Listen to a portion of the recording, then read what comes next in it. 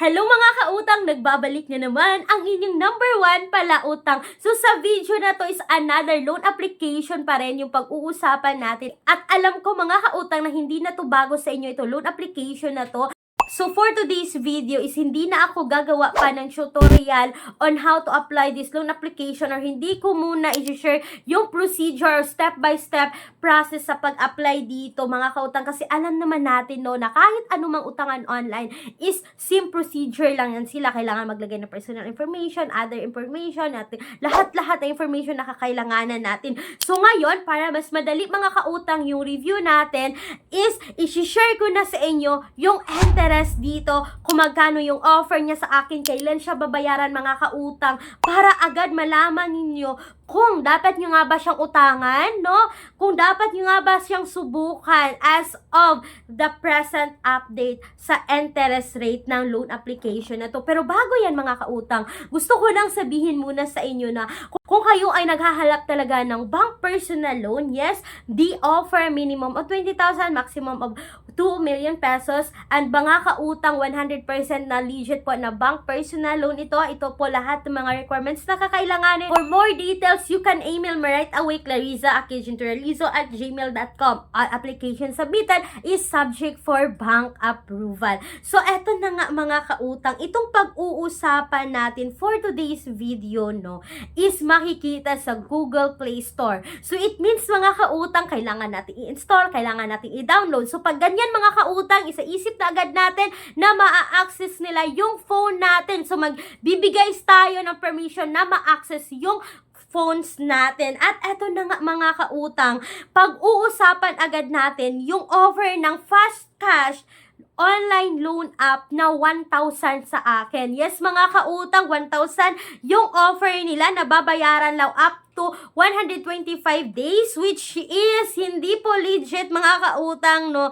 Kasi 7 days lang po itong si Fast Cash. At mga kautang, iba yung Fast Cash VIP, no? So, yung tinutukoy ko na Fast Cash dito is si Fast Cash. But, bukas, abangan nyo rin dahil i-share ko rin sa inyo yung interest doon kay Fast Cash VIP. So, mga kautang, sa 1,000 na offer niya dito is, yung ma-receive ko na lang po is 710. So, yung service fee dito, mga kautang, is 290. Yung interest dito is 95 pesos and 20 cents. So, mababayaran ko raw ito, mga kautang, ng 1,046 sa loob po yan ng 7 days. Alam nyo ba, mga kautang, makikita mo talaga dito sa loan details na 7 days lang siya. So, bago mo may proceed yung pag-utang dito, makikita mo na agad yung details na kung kailangan nyo ba talaga siyang ipagpatuloy kasi mga kautang, no, meron siya 385.20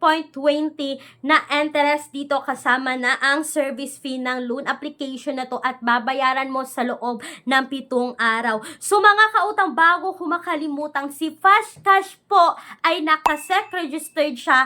Under po yan ng FCAS Global Lending Incorporated, but mga kautang, hindi ko siya nakita sa submitting entity sa CIC. Ibig sabihin, hindi po submitting entities itong si Fast Cash. But mga kautang, alam nyo naman yan, no, na may mga advantage at disadvantage kapag ang isang loan application ay submitting entities sa CIC mga kautang. At alam nyo naman, no, na kapag nakautang kayo sa mga loan app na ang lalaki ng interest at submitting entities sa CIC at hindi nyo nabayaran mga kautang, dyan po hahatakin pababa ang inyong credit score kasi magkakaroon ka ng bad record mga kautang dahil sa isang loan application na ang lalaki ng interest at hindi mo nabayaran. So mga kautang, sana po ay nakatulong itong quick review ko about kay Fast Cash. At mga kautang, kung si Fast Cash VIP na 7 days may processing fee at may service fee, why not subukan natin itong mga alternative loan app lamang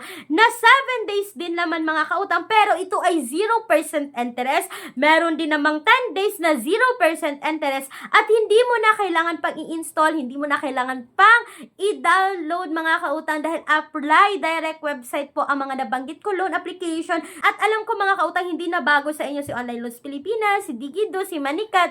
Ayan, mga nabanggit ko mga kautang is 0% yan sa unang hiram. Pero, nasa saan yung mga kamay pa rin ang desisyon sa pag-utang. So, mga kautang, ilalagay ko yung link sa description box or sa pen comment section ng video na to. Pero, hindi ibig sabihin mga kautang, no, nasubukan nyo yung mga nabanggit ko. Do a research pa rin. At mga kautang, please take note that this review po, itong review ko, ay hindi sponsored. This is for general information purposes only. Ibig sabihin mga kautang, nagre-review lamang ako. Nasa sa inyong mga kamay pa rin ang desisyon sa pag-utang dito. So that's all for today's video mga kautang. Once again, this is Clarice, ang inyong number 1 palautang dahil utang is life. Bye bye bye mga kautang!